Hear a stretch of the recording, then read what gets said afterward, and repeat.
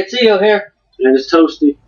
and today we're going to talk about Skyrim's first DLC, Dawnguard. I think you should explain it a bit.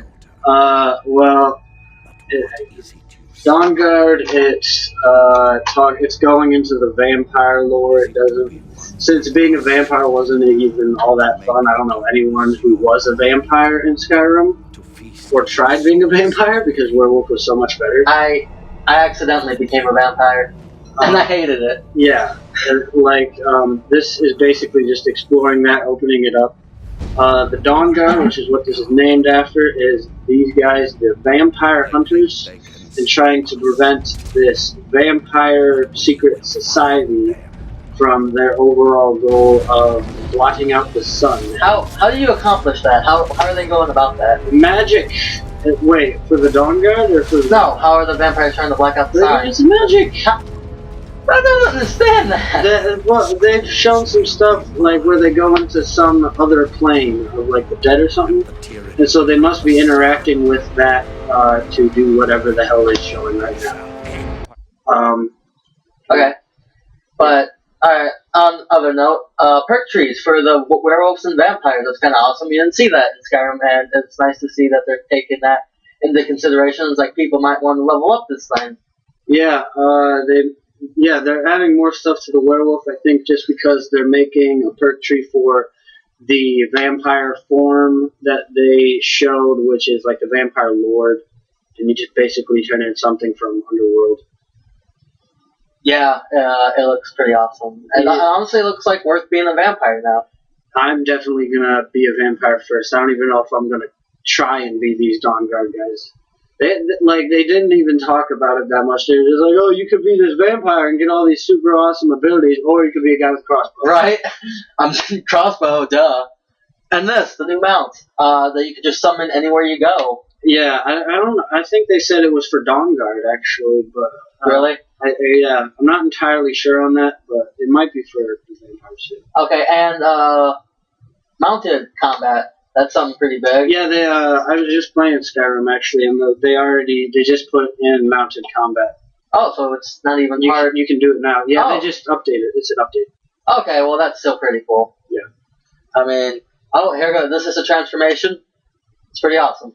Yeah, like I said, Underworld basically. If you know that movie. Yeah.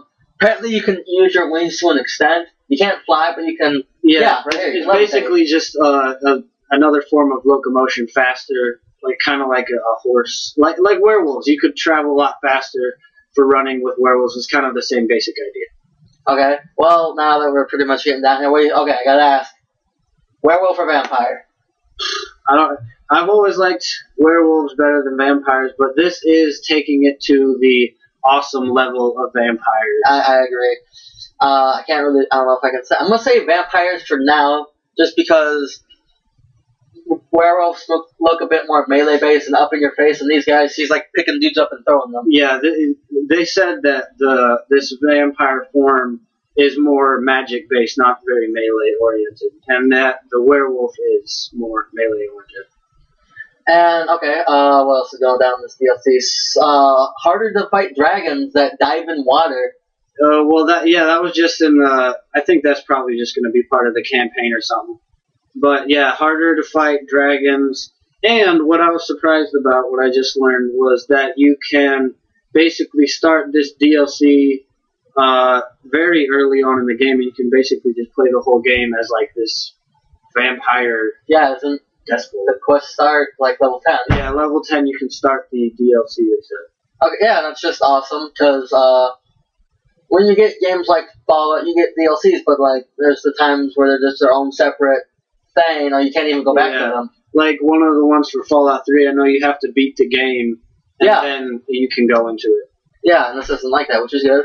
It was nice, because it did continue the story, but it was like, well, I have to go through the whole freaking thing just to do this one thing. The only questions I have at this point, the big questions, are how does the vampire form work? Like, if you just stay in that for as long as you want, or do you have to keep consuming souls or something like that? And the other big question I want to know is if the vampires succeed when you play it and blot out the sun, if you play the rest of the game, other than this, the sun just never come out ever again? That's a good question. That'd be interesting. Stay in this form forever. And yeah, just like being nighttime for the rest of the game if you like just started. A question I've always had: werewolf. Can you stay in that form as long as you want? Does that wear off? That eventually wears off. You have to keep feeding on other humans. I did it, but I think it ran out on me, and I was like, what? Yeah, that's why I think this is going to be like you have to consume souls or something to stay in the form, because that's how it was with werewolves. Yeah, they're probably trying to even that out. Yeah. Alright, well, awesome dragon fight. I think we're pretty much done here. Well, they said the lead developer said that this will be coming out on this month, 28th, if the beta goes well. So, yeah, keep over for that. Let's hope it goes well. Yeah, definitely.